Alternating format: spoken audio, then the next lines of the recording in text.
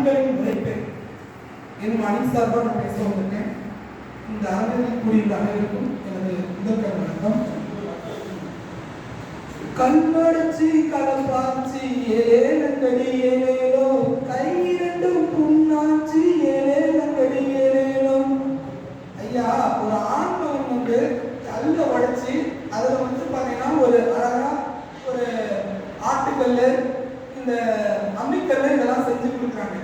அதுல வந்து அரைச்சா அந்த கல்லுல இருந்து நமக்கு ஒரு சத்து கிடைக்கும். அந்த கல்லு அரையாத நமக்கு அதுல இருந்து ஒரு சத்து கிடைக்கும் அப்படின்னு தெரிஞ்சிருந்தோம். நம்ம வந்து நம்ம குடும்ப பெண்கள் வந்து பாத்தீங்கன்னா மிக்ஸி கிரைண்டர் தான் யூஸ் பண்றாங்க. அப்படிங்கும் போது பாத்தீங்கன்னா அவங்க பொறுப்பா இருந்தா கண்டிப்பா அந்த ஆட்டுக்கல்லு அம்மிக்கல்ல இருந்து நமக்கு நம்ம முன்னோர்கள் பயன்படுத்த ஏன் பயன்படுத்த மாட்டேங்கிறாங்க? அதெல்லாம் செய்யற அளவுக்கு உடம்புல வலு இருந்தா தானே. வலுங்கிறதோட ஆரோக்கியம் நமக்கு முக்கியம் தானே. நேரம் இல்லைங்கள, நேரங்கிறதோட நம்ம இப்ப வந்து அந்த காலத்துல இருந்தீங்கன்னா 100 வயசுக்கு மேல வாழ்ந்தாங்கன்னா இந்த மாதிரி விஷயங்களை கை இல்லைங்க. ஆட்டுக்கல் அம்மிக்கல் ஆட்டினாங்கன்னா நீங்க ஆபீஸ் 12 மணிக்கு தான் போக முடியும். பரவாயில்ல, முன்னாடியே எந்திரிச்சு கூட செய்யலாம் இல்லையா? சம்சாரி வாழ்வுக்கு ஒரு பசு மாடு, சண்டையே தருவதில் பசுக்கு ஈடு ஏது. ஐயா, அந்த காலத்துல பாத்தீங்கன்னா வீட்டுக்கு ஒரு பசுமாடு வச்சு அந்த பசுமாட்டுல வந்து அதாவது பார்த்தா பால் கறந்து தனக்கு தேவையான பொருட்கள் எல்லாம் எடுத்துக்கிட்டாங்க. அதுல வந்து பாத்தீங்கன்னா இப்ப உதாரணத்துக்கு ஒரு குழந்தைக்கு தேவையான பாலே வந்து ஆரோக்கியமா தரணும்னா அப்ப அந்த உழைப்பு வந்து ஆண்கள் மட்டும் அந்த உழைப்பு அதிகமா இருக்கும். பெண்களும் அதுக்கு உண்மையா பொறுப்பா ஏதாவது செஞ்சிருந்தா கண்டிப்பா அதெல்லாம் வீட்டுக்கு ஒரு மாடு வச்சு வளர்த்துருப்போம். பால் கறக்குறீங்களா? பால் கறக்குன்னு சொல்லுங்கய்யா. இன்னைக்கு பார்க்கிங் வசதியோட வீடு இருக்குது, பசுமாடு கட்டுற அளவுக்கு வீடு இல்லை. இருந்தாலுமே வந்துங்கய்யா, புல்ல இருந்து புடைச்சிருந்தா லேலேலங்கடி லேலேலோ, புல்லு குட்டி வாழ்ந்திருக்கும் லேலேலங்கடி லேலேலோ. அதாவது பாத்தீங்கன்னா அந்த மாதிரியான வேலைகள்லாம் ஆண்கள் மட்டும் செய்யறதுனால கொஞ்சம் எல்லாம் விட்டு போயிடுச்சு. ஆனா பெண்களும் கொஞ்சம் பொறுப்பா செஞ்சிருந்தா அப்ப வந்து பாத்தீங்கன்னா வீடெல்லாம் வந்து தரையெல்லாம் வந்து சாணம் இட்டு மெழுகுனாங்க. இந்த மாதிரி வேலையெல்லாம் வந்து டைல்ஸ் போட்டாச்சு. அதாங்கய்யா, டைல்ஸ் போட்டோம், மார்பிள்ஸ் போட்டோம். இதனால வந்து பாத்தீங்கன்னா சளிலாம் பிடிக்குதுங்கய்யா, சளி பிடிக்குது. அதே மாதிரி பாத்தீங்கன்னா நம்ம ஒரு நீங்க சொல்றீங்க அப்பார்ட்மெண்ட் இந்த மாதிரியான வீட்டுக்கு பக்கத்துலாம் கொஞ்சம் பூச்செடியெல்லாம் வச்சிருங்க. அதனால பாத்தீங்கன்னா ஆடு மாடுகள்லாம் பராமரிக்க முடியாம போயிருது. அதனால பாத்தீங்கன்னா இந்த பூச்சிப்புழுலாம் நிறைய வருதுங்கய்யா. நம்ம வந்து அதெல்லாம் வந்து பாத்தீங்கன்னா நமக்கு எடுக்கணும் தெரியல. இருந்தாலும் வந்து பாத்தீங்கன்னா மாடி தோட்டம் கூட வச்சுக்கலாம். கொஞ்சம் இந்த கால்நடையும் பராமரிச்சுக்கலாம். நமக்கு அதில் உள்ள பயன்கள் எவ்வளோ பஞ்சகவியம் அப்படின்னு சொல்றோம் இல்லைங்க. பால், தயிர், மோர், வெண்ணெய், மாட்டு கோமியம் இருந்து அந்த விவசாயத்துக்கு எருவா பயன்படுது. மாடு உழைக்குதுன்னு சொல்லுவீங்களா? மனுஷன் மாடா வளர்க்குறாங்க. ஆணோட சேர்ந்து இவங்களும் கொஞ்சம் உதவி பண்ணா அவங்க மாட்டு தொழுத்து மாடு வளர்க்கலாங்க. அது வேறு தானே. சரி, பொறுப்பா மாடு பாருங்க. ஆமாங்க, கொஞ்சம் மாதிரி அவங்களுக்கு கொஞ்சம் பொறுப்பு நமக்கு உதவி செஞ்சாதான் தான் அதை வளர்ப்போம். ஆமாவா இல்லையா? உதவி செய்யணும்னு சொல்றீங்க. ஆமாங்க, அது வீட்டு உபயோகமான தானே ஆடு ஆடுங்கலாம். வீட்டு உபயோகமா இல்லையா? வேகாத வெயில்ல காலை மாலைன்னு உழைச்சு களைச்சு வீட்டுக்கு ஒரு ஆண்களுக்கு ஏங்கய்யா பொறுப்பா நீங்க சமைச்சு சாப்பாடு போட்டா பரவாயில்ல. ஃப்ரிட்ஜை திறந்து பாருங்கய்யா. ஃப்ரிட்ஜை திறந்து பார்த்தா தெரியும் நமக்கு வந்து பாத்தீங்கன்னா அதாவது பாத்தீங்கன்னா அன்னன்னைக்கு தேவையான சமையல் வந்து சமைச்சு வைக்க மாட்டேங்கிறாங்க. ஒரு 4 நாளைக்கு முன்னாடியே செஞ்சு வச்சு அதை சூடு பண்ணி தராங்க. அப்ப அவங்க கிட்ட என்னங்கய்யா இருக்குது பொறுப்பு? சொல்லுங்கய்யா. அடுத்த வேலை இருக்குது நிறைய. என்னங்கய்யா? அடுத்த வேலை இருக்குதுல்ல. இருந்தாலுமே வந்து அப்ப நமக்கு அது கெடுதல் தானுங்கய்யா. ஐஸ்ல வச்சு கொடுத்து கடைசி நம்மளே ஃப்ரீசர்ல வச்சிருவாங்கய்யா.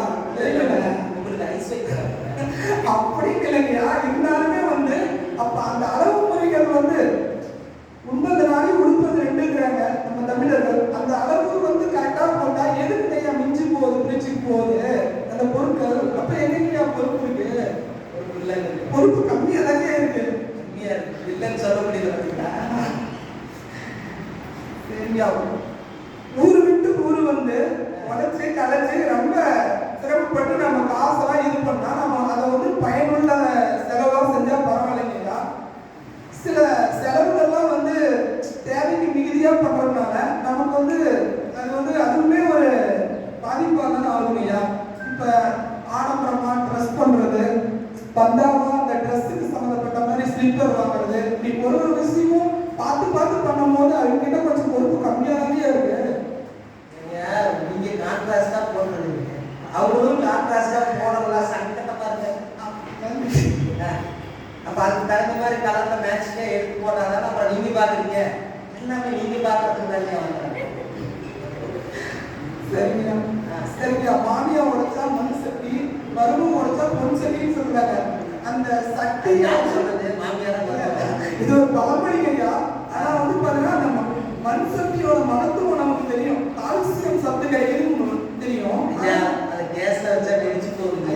கேஸ்ல ஏகையா வைக்கிறீங்க, விறகுல சமைச்சு சாப்பிடுங்க, இன்னும் சூப்பரா இருக்கும். அதை வந்து அதுலயும் கால்சியம் சத்து கிடைக்குதுன்னு தெரியுது. ஆனாலுமே நம்ம அதை பயன்படுத்துறது இல்லையா. அப்ப ஆரோக்கியமும் அங்க வந்து பாதிப்பு தானங்கய்யா.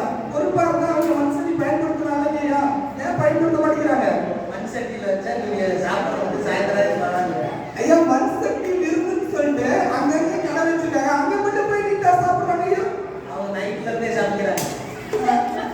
எங்கய்யா நைட்ல சமைக்கிறாங்க ஐயா? அதிகப்படியா சமைக்கிறதே ஆண்கள் தாங்க ஐயா.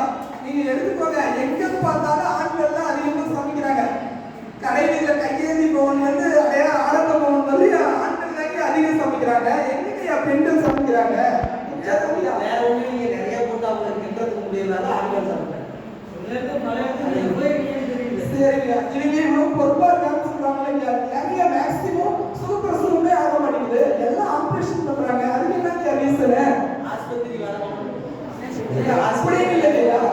அன்னைக்கு வந்து நம்ம முன்னோர்கள் வந்து ஒரு விஷயத்தையும் வந்து இப்படி எல்லாம் செய்யணும் பார்த்து பார்த்து, அதாவது துணி துவைச்சாங்க, எல்லா வேலைகளும் எடுத்து போட்டு செஞ்சாங்க. நிகரா ஆணுக்கு நிகரா எடுத்து போட்டு செஞ்சாங்க. அதனால இன்னைக்கு எல்லாம் டிவி, செல்போனு, இதுலயே நம்ம காலத்தில் சீரியல், இந்த மாதிரி அதிகமா நம்ம டைம் பாஸ் பண்றதுனால நமக்கு வந்து உழைக்கிற நேரம் கம்மியாச்சு. அதனால வந்து பாத்தீங்கன்னா நமக்கு நோய்களும் அதிகமாச்சு. அப்போ பொறுப்பு என்கிட்ட கம்மியா தானே இருக்கு. சொல்லுங்க ஐயா. பொறுப்பு கம்மியா தான் இருக்குறீங்க. நீங்க பொறுப்பை பேசிட்டு பாரம்பரியோடு நிறைவு செய்கிறேன். குடும்ப முன்னேற்றத்திற்கு ஆண்களின் உழைப்பு தான் அதிக பங்களிப்பு. ஏன்னா கடின உழைப்பு தான் செய்யறீங்க எல்லாம் ஆண்கள் தான். சரிங்களா? லேசான எளிமையான ஈஸியான வேலையெல்லாம் பெண்கள் செய்யறாங்க. அப்போ வந்து பாத்தீங்கன்னா ஆண்கள் வந்து பாத்தீங்கன்னா கடின உழைப்புலாம் செஞ்சு கஷ்டப்பட்டு காசு கொடுக்குறாங்க. அந்த காசை வந்து பயனுள்ள காசா வீட்டுக்கு உபயோகமான பொருட்களை வாங்கி போட்டு வாங்கணும். பொறுப்பு இன்னும் தேவையில்லையா? இந்த ரேஷன் கடையில பருப்பு வாங்கினால அதுக்கான உழைப்புல அந்த காசு வசதியா வாங்க முடியும். அந்த இதுக்காக ஆண்கள் தாங்க அப்படின்னு சொல்லி நிறைவு பெறுகிறேன். நன்றி. தன்னுடைய வார்த்தை ரொம்ப சரியா வச்சிருக்கிறாரு. ஆண்களுடைய உழைப்பு பெரிதாக இருக்கிறது, பெண்களுடைய உழைப்பு பொறுப்பு குறைவாக இருக்கிறது. அது சொல்லி நரகடப்புல சமைக்க சொல்லி இருக்கிறாரு, அம்மிக்கல்ல அரைக்க சொல்லி இருக்கிறாரு, ஆட்டுக்கல்ல ஆட்ட சொல்லி இருக்கிறாரு. அதெல்லாம் காணாம போச்சு இல்லையா? அதெல்லாம் காணாம போனா நாம காணாம போயிருக்கோம் காலகட்டத்துல. ஏன்னா நாளுக்கு நாள் மாறிட்டே வருது. ஆனா ஒண்ணு சொல்லியிருக்கிறாரு, நரகடப்புல சமைக்க சொன்னதுல ஒரு வாஸ்தவம் இருக்குது. கேஸ் 6 கேஸ் எப்போ வரும் வெயிட் பண்ணிட்டு இருக்கலாம். 6 கேஸ் வருமா, அதுக்குள்ள நம்ம கேஸ் போயிருக்கோம் அப்படிங்கிறத யோசிச்சுக்கிட்டே உட்காந்து சூழ்நிலையில வாழ்க்கையில நிறைய பிரச்சனை இருக்குது. வாழ்க்கையில் பிரச்சனை எனில் சாமியிடம் முறையீடு, வாழ்க்கையில் பிரச்சனை எனில் சாமியிடம் முறையீடு, வாழ்க்கையில் பிரச்சனை அதிகமானால் சாமியாராகவே போய்விடு அப்படின்னு. அதனால அங்க போய் தான் விட தேடணும்.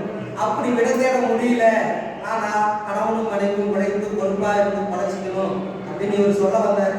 இவர் ஆண்களின் உழைப்பு ரொம்ப அதிகமா இருக்குது அப்படின்னு தன்னுடைய இடத்தினுடைய வாரத்தை பெருசா வச்சுட்டு போயிருக்காரு. அதுக்கு மறுப்பு சொல்ல வரணும்.